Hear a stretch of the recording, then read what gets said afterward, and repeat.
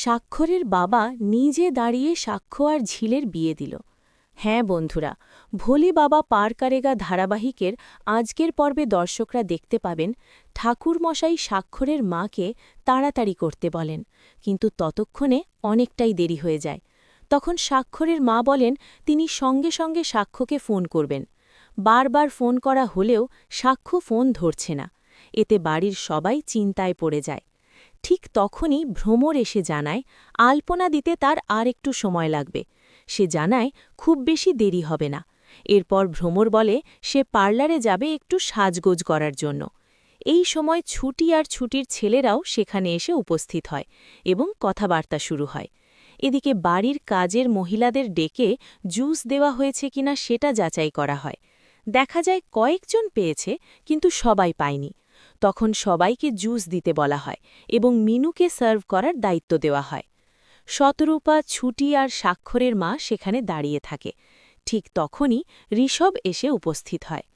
মিনুকে মন খারাপ করে দাঁড়িয়ে থাকতে দেখে সুফলাদি তাকে সান্ত্বনা দেয়। মিনু বলে তার মেয়ে কোথায় গেছে সে কিছুই বুঝতে পারছে না, ফোনও ধরছে না। অন্যদিকে স্বাক্ষরের মা বারবার সাক্ষ্যকে ডাকতে থাকে। তখন শতরূপা জানায় সাক্ষ্য সকাল থেকেই বাড়িতে নেই, তাড়াহুড়ো করে কোথাও বেরিয়ে গেছে। এরপর তুতু পার্লারে যাবার কথা বলে। এই নিয়ে ভ্রমর আর ঋষভের মধ্যে মজার কথোপকথন হয়। ঋষভ মজা করে জানতে চায় ভ্রমর তাকে কি বলে ডাকবে। লজ্জায় পড়ে ভ্রমর শেষে বলে জামাইবাবু। এতে সবাই হেসে ওঠে।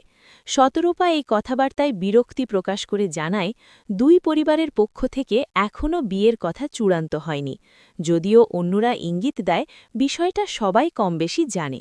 এদিকে মিনু কান্নাকাটি শুরু করলে তাকে আবার কাজে ফিরে যেতে বলা হয়। কথার মাঝেই ঝিলের প্রসঙ্গ উঠে আসে।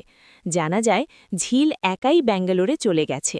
এই নিয়ে কিছু কটু মন্তব্য করা হলে মিনু স্পষ্ট জানিয়ে দেয় তার মেয়ের ব্যক্তিগত জীবন নিয়ে কারও কথা বলার অধিকার নেই। সে জানায় ঝিল অনেক দূরে চলে গেছে এবং সে বিষয়টা তাকে খুব কষ্ট দিচ্ছে। ঠিক তখনই সাক্ষ্য বাড়িতে ফিরে আসে। সে জানায় কিছু জরুরি কাজে বাইরে গিয়েছিল, তবে বাড়ির সবাই তাকে দ্রুত রেডি হওয়ার জন্য তাগাদা দেয়। পরে পার্লারে যাওয়ার সিদ্ধান্ত হয় এবং ঋষভ, ভ্রমর ও তুতু একসঙ্গে বেরিয়ে যায়। শেষ দিকে স্বাক্ষরের মা আর শতরূপার মধ্যে কথোপকথনে উঠে আসে স্বাক্ষরের আগের সম্পর্ক ও ডিভোর্সের প্রসঙ্গ। স্বাক্ষরের মা বলে ঠিক সময়েই ছেলেটা সঠিক সিদ্ধান্ত নিয়েছিল। অন্যদিকে দেখা যায় ঝিল সম্পূর্ণ প্রস্তুত হয়ে বসে আছে। তার বন্ধুরা জানায় তাকে খুঁজে নিয়ে যাওয়ার কথা বলা হয়েছে। ঝিল জানায় সে আর আগের জায়গায় ফিরবে না। বন্ধুরা ইঙ্গিত দেয় সামনে তাদের একসঙ্গে গান গাওয়ার নতুন অধ্যায় শুরু হতে চলেছে। আজকের পর্ব এখানেই শেষ। পর্বটি ভালো লাগলে অবশ্যই কমেন্ট করে জানাবেন, ভিডিওটি শেয়ার করবেন এবং চ্যানেলটি সাবস্ক্রাইব করতে ভুলবেন না।